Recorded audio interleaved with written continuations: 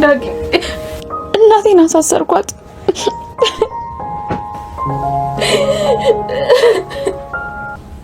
እናቴ በእኔ ምክንያት የታሰረችው። እኔ ግን ምንም ነገር እያደረግኩ አይደለም። ዝም ብሎ መነፋረቅ ብቻ። ምን አይነት አረመኔ ነኝ? አይደለሽም ብሌ ነኝ። ከዛም የዋስኩኝ አረመኔ ነኝ። ቆይ ምን እንደተፈጠረ ንገሪኝ። ለፖሊስ ደወልኩ። ምን ለተታሰሪ? አንድ አዳምጠኝ ዳጊ። በዛቱ ከዛ ነገር ውጪ ምን ነገር ማሰብ አልቻልኩም ነበር። ሰላምን እኔን ሁላችንም ላይ መስከረሽ ተታሰሪ ነበር። ብሌን እውነትም ጨካኝ ነሽ። ዳጊ ፈልጌ እኮ አይደለም ያደረኩት። ከደወልኩ በኋላ ስላንተ አሰብኩ፣ ስለትያሰብኩ፣ ግን ደግሞ እናንተ ላይ መጨከን አልቻልኩም። እውነትን ነው ዳጊ፣ እኔ በጣም ጨካኝ ሰው ነኝ። አይደለሽም ብሌን? በቃ ሻታለሽ። ቶሎ ለዛች አሮጊት ጫትና እንገላገላት። እኔ ምልክ ከሰላም ስንት ብር ነበር የተቀበልካት? 200 ሺህ ነው። 200 ሺህ ብር? አዎ። ምን ነው ችግር አለ እንዴ? አንቺና ልጅሽ ከምትታሰሩ በአንድ ሰዓት 300 ሺህ ብር አዘጋጅ ብሎኛል። እርግጠኛ ነህ ሳሚ? ምን ሆነሻል ቃል? ችግር አለ እንዴ? አረ የለም ዝም ብዬ ነው የጠየኩ። በቃ ለዛች አሮጊት ብሯን ላቀብላት። ነገውኑ አዲስ አበባ ለቀሽ መውጣት አለብሽ። ድጋሚ ግን በህይወታችን እንዳትመጪ። አታስቢ፣ ከዚህ በኋላ አትያኝም። በጣም ጥሩ። አንቺ ልጅ ግን ድንሽ ቃል ይሄው ከናንተ ተመረን እኛም ጥሩ ጥንዶች ወጣን አይደል?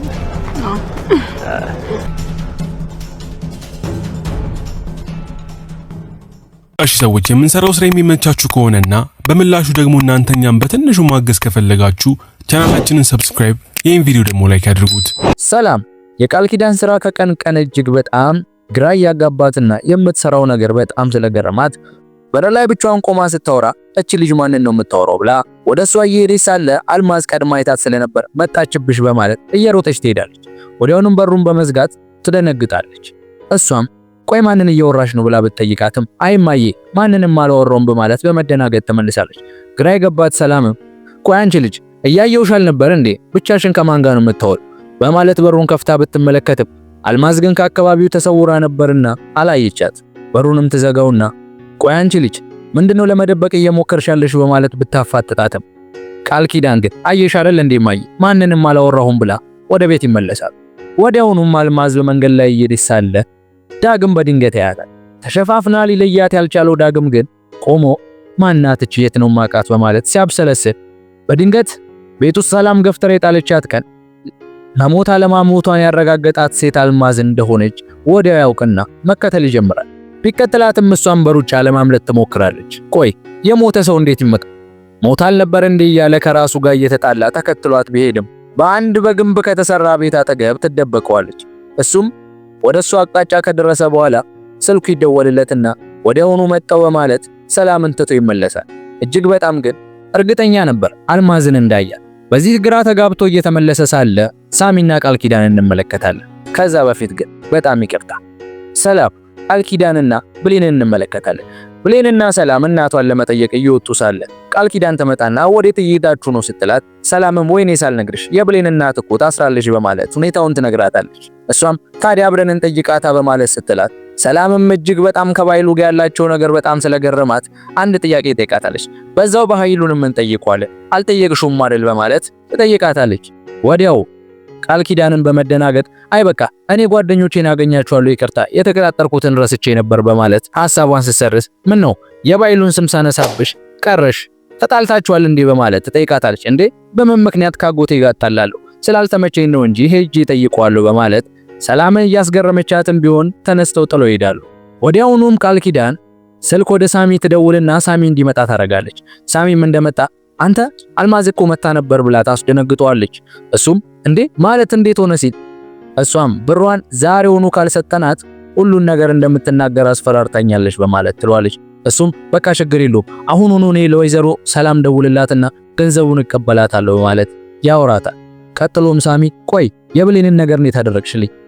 አብራችሁ እንድትሆኑ አደርጋችኋለሁ አላልሽኝም እንዴ በማለት ይጠይቃታል። እሷም እንዴ ዋናው ትልቁ ነገር ከዳግም ጋር መጣላቷ ስለዚህ ችግር የለውም በቅርቡ አብራችሁ ትሆናላችሁ እያሉ እያወሩ ሳለ እሱም ንግግራቸውን እንድታረቅ እየጠየቃት ሳለ ቃል ኪዳን መልሷ አንተ እኮ የምትወደድ ልጅ ነህ በጣም ወንድ ቆንጆ እያለች በምትደባበሰው ሰዓት ዳግም ሲመለስ በአጋጣሚ የሚያወሩትን ነገር ይሰማና ሁኔታዋን ሲመለከት ቆሞ በድንገት ታየዋለች።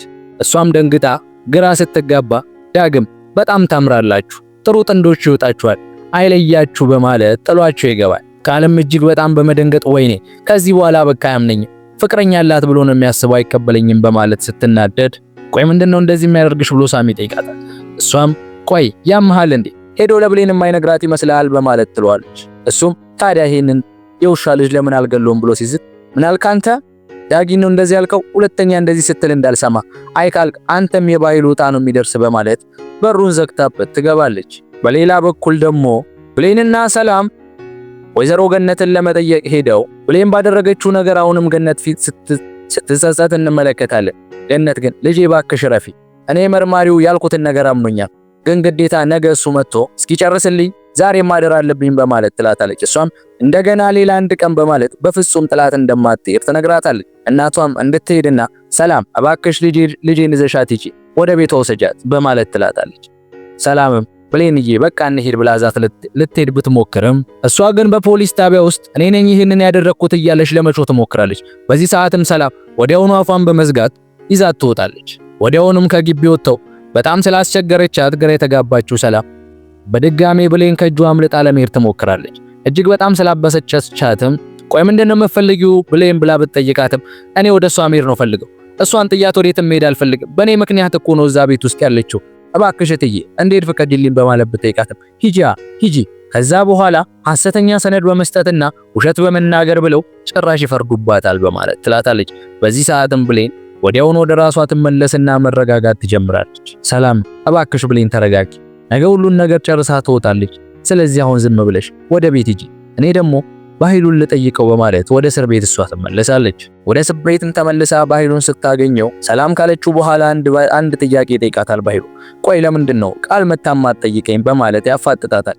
እሷም እኔ እኮ በእናት ብዙ ጊዜ መጥቼ ልጠይቀው ብላኝ አይ ችግር የለውም በማለት እኔ ነበርኩኝ እንዳትመጣ ያደረኳት በማለት ትመልስለታለች። እሱም ስላላመነ አይመስለኝም ግን በቅርቡ እንደምፈታ ነገርያት፣ ስፈታ ደግሞ እሷ ጋር እንደሚሄድ በደንብ ነገርያት በማለት ይነግራታል። ውስጧ ብዙ ጥያቄ ያለው ሰላም ልትፈታ ነው እንዴ በማለት ትሏለች። እሱም አዎ በቅርቡ ፈታለው በማለት ይነግራትና ሰላም በመልሱ እጅግ ስትገረም እንመለከታለን። በሌላ በኩል ቅድም የተያዘችው ቃል ኪዳን ስንመለከታት የሰራችውን ነገር ዳግምን ለማሳመን ዳግም ክፍል ሄዳ አንኳኩታ ትጠራዋለች። እናም ለዳግም ያየው ነገር እሱ እንዳሰበው እንዳልሆነና በፍጹም ከሱ ጋር ምንም እንደሌላት በጭራሽም ልታስበው እንደማትችል ትነግረዋለች። ዳግምም በጣም እኮ የምታምሩ ጥንዶች ይወጣችኋል፣ ታምራላችሁ፣ አይለያችሁ በማለት ያሾፍባታል። እሷም እባክህ ዳግም እንደዛ አትበለኝ፣ እኔ በፍጹም ሳሚን አላስበው፣ እኔ ማፈቅረው አንተን ብቻ ነው ማለት ትመልስለታለች። እሱም ካልፈለግሽ ምንም ላደርግ አልችልም፣ እኔ ግን በፍጹም አላፈቅርሽም፣ አልወድሽም በማለት ይመልስላትና እኔ ብሌንም ብቻ ነው የማፈቅረው፣ በጣም ነው የማፈቅራት በማለት ይመልስላታል። ቃል ኪዳንም እኔ እኮ ከብሌን በላይ አፈቅርሃለሁ ብላ ትመልስለታለች። ዳግምም ሳቂልና አንቺ ከራስሽ ውጪ ማንንም መውደዳችን በማለት ጥሏት ወደ ቤቱ ሲገባ ተመልክተናል። ወደ ቤቱም ገብቶ የቃል ኪዳን ነገር ወዲያው በመርሳት ብሌንም ማሰብ ይጀምራል። ብሌን ቆይ እንደዚህ እንዴት ልትሆን ቻለች እያለ ባለፈው ለታ ቤቷ ሲሄድ የተናገረችውን ነገር እያንዳንዱን ያስታውሳል። እንደዚህ እሷን ማመት የለብኝም እውነቱን ማረጋገጥ አለብኝ፣ ለምንድነው እንደዚህ ሆነችው በማለት ወዲያውኑ ወጥቶ እሷን ለማግኘት ሲሄድ እንመለከታለን። ብሌንም ወደ ቤቷ በመግባት ተንበርክካ እያለቀሰች እኔ ነኝ እናቴን ለዚህ ያበቃዋት ከእንባ ውጭ ምንም ማላደርግላት፣ እኔ ግን ምን አይነት ጨካኝ ነኝ እያለቀሰች በር በድንገት ከፍቶ ዳግም ለእናቷ የሆነች ነገር በፔስታል ይዞ ሲገባ እንመለከታለን። እሷ መኖሯንም ሲያቅ ይቅርታ ማዘር ያሉ መስሎኝ እሷን ለመጠየቅ ነበር የመጣሁት፣ እቺን ነገር አስቀምጭልኝ ብሎ ሊያስቀምጥላት ሲል ብሌን ማልቀስ ትጀምራለች። እንዲህ ብሌን ምን ሆንሽ ብሎ ያባብላት ቢሞክር ጨካኝ ነኝ እኔ እናቴን አሳሰርኩኝ በማለት ትነግረዋለች። እሱም የተፈጠረውን ነገር ሙሉ ለሙሉ እንደታብራራለት ሲጠይቃት ብሌንም ዳጊ እናቴን አሳሰርኳት፣ ምን አይነት ጨካኝ ነኝ ግን እናቴ ለኔ ብላ እስር ቤት ውስጥ ገባች በማለት ትመልስለታለች። ዳግምም ሁሉን ነገር በደንብ እንድታስረዳው ይጠይቃታል። ብሌንም ይኸውልህ ባለፈው ካንተ ጋር የተጣላን ቀን ከሰላም ጋርም ተነጋግሬ ነበርና ጭንቅላቴ ምንም ነገር ማሰብ አልቻለም ነበር። ጸጸቱን ስላልቻልኩት ወዲያውኑ ለፖሊስ ደውዬ ነበር ብላ ትለዋለች። እሱም እንዴ ጭራሽ ለፖሊስ ደውለሻል? እኛን ለማሳሰር፣ ሰላምን ለማሳሰር፣ ሁላችንንም ለማሳሰር ወደ ፖሊስ ደውለሽ ነበር ብሌን ብሎ ይጠይቃታል። እሷም ዳጊ ምን አለ ብታስጨርሰኝና ብትሰማኝ በማለት ትለዋለች። እሱም ምንድነው ማስጨረሰሽ? ልታሳሰሪኝ ነበር እኮ። ቆይ ለኔንስ አትወደጂ እጥፈሽ ሊሆን ይችላል ግን ሰላም ላይ እንዴት በማለት ይጠይቃታል። ዳጊ ወሬን አስጨርሰኝ በማለት የተፈጠረውን ነገር ማብራራት ትጀምራለች። ለፖሊሶቹ ለመናገር ከደወለች በኋላ የሰላም ሁኔታና አንተ ላይ መጨከን ስላልቻልኩኝ ምንም ነገር አልተፈጠረም በማለት ስልኩን ዘግቼባቸው ነበር። ነገር ግን መርማሪዎቹ ማፋጠጥ ጀመሩ። ከዛም በድንጋጤ ስልኩን ዘጋውባቸው። እነሱም ወዲያውኑ የስልኩን ሎኬሽን በማጣራት በማስም እንደወጣ በማጣራት ወደ ቤታችን ይሄዳሉ። ሲሙ ደግሞ በእናቴ ስም ነበር የወጣው። ያኔ እናቴን ወንጀል በመደበቅ ብለው ወደ ፖሊስ ጣቢያ ወሰዷት በማለት ይላታል። እና ጨካኗን ነግራው ማልቀስ ስትጀምር ዳግም አቅፎ ማባበል ይጀምራል። ኩል ደግሞ ገንዘቡን ለማግኘት እየተሯሯጠ ያለው ሳሚ ወደ ሰላም ይደውልላትና በዚህ አንድ ቀን ውስጥ 300 ሺህ ብር ካላመጣች ለፖሊስ እውነቱን በመናገር ልጇንም ሆነ እሷን እንደሚያሳስራት ይነግራታል።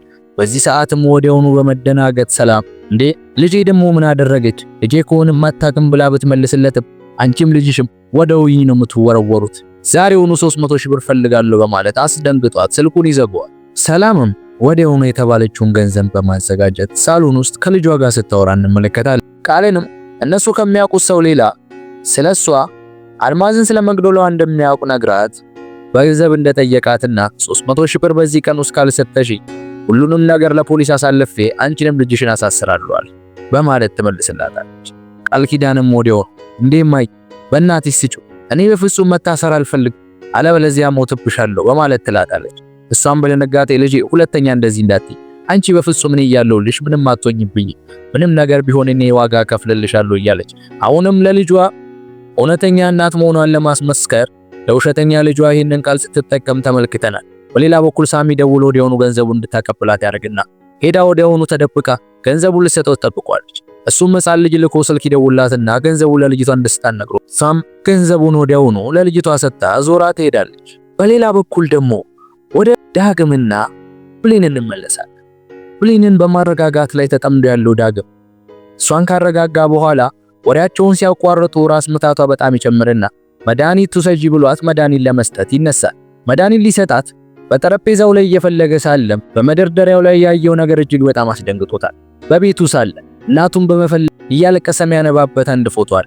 ያንን ፎቶ በነብሌን መደርደሪያ ላይ አግኝቶት እጅግ በጣም ሲደነግጥና ድንጋጤውንም ላለማሳየት ወዲያውኑ መድኃኒቱን በመፈለግ የቱ ጋር እንዳለ አጥቶት ብሌን ቦታውን ነግረው መድኃኒቱን አግኝቶ መድኃኒቱን ሲሰጣትና ይበልጥ እንደውም በደንብ እንዲያሽላት ግንባሯን ሲስማ ተመልክተናል። ተስፋ ቆርጦ የእናቱን ፍለጋ ያቆመው ዳግም በስተመጨረሻ ግን እናቱ በራሷ እግር ወደ ዳግም መታለች ማለት ነው። ይህችን ቀን ሁለት ነገር ያገኘበት የድል ቀን እንደሚያደርጋት ተስፋ አደርጋለሁ። በሌላ በኩል ደግሞ ሳሚ ወዲያውኑ ለቃል ኪዳን ይደውልላትና ቃል ኪዳን እሱን ልታገኘው ትሄዳለች። ሳሚም 200 ሺህ ብሩን ይሰጣትና 100 ሺህ ብር ቀንሶ በቃ ይህንን ገንዘብ ሄደሽ ለአሮጊቷ ስጫት በማለት ይሰጣታል። እሷም ተቀብላ ወዲያውኑ ለአልማዝ ደውላ እኔና ብርሽን አዘጋጅቼልሻለሁ ውሰጂ ብላ ትላታለች። ከዛም በመገረም ቆይ እናቴን ስንት ብር ነበር የጠየካት ስትለው 200 ሺህ ብር ብሎ ይመልስላታል። ቃል ኪዳንም ውሸቱ እየገረማት እርግጠኛ ነህ በማለት አቅፋው አመሰግናለሁ አንተ ጀግና ነህ በማለት እንግዲህ አድንቀው ገንዘቡን ልስጥ በቃ ብሎ ሲለያዩ ተመልክተናል። ቃል ኪዳን ለዚህ ውሸቱ እንደምትቀጣው በውስጧ እያሰበች ስትሄድ እሱ ደግሞ ሰራውላት እያለ የሸወዳት መስሎት ሲመጻደቅ እንመለከታለን። ቃል ኪዳንም ገንዘቡን ወስዳ ወዲያውኑ ለአልማዝ ሰጠና ሁለተኛ ግን አዲስ አበባ ውስጥ እንድትሆኝ አልፈልግም፣ ከዚህ ሰዓት ጀምሮ መውጣት አለብሽ በማለት ትላታለች። አልማዝም ገንዘቧን ተቀብላ በፍጹም አታየኝም ችግር የለውም በማለት ጥላት ትሄዳለች።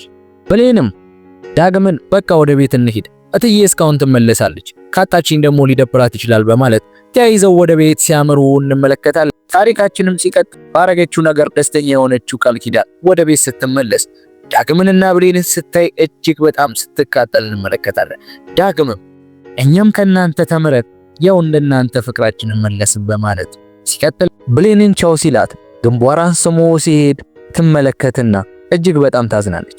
በውስጧም እየተናደደች ወደ ቤት ገብታ ያላትንና ሲያደርግ ያየችውን ነገር እያብሰለሰለች እጅግ በጣም ትበሳጫለች።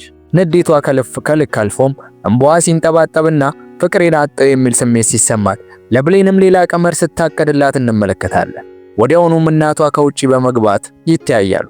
ቃል ኪዳንም እንዴ እማዬ መጣሽ እንዴ በማለት ስትነሳ አዎ ልጄ ብላ ከውጪ አንዲት ልጅ እንድትገባ ትጋብዛታለች። ከውጪም የገባችው ልጅ የቃል ኪዳን ድሮ ጓደኛ አብራት የዱርዬ ሙድ የምታራምድና ማይሆን ህይወት ውስጥ የነበረች ልጅ ትመለከታለች።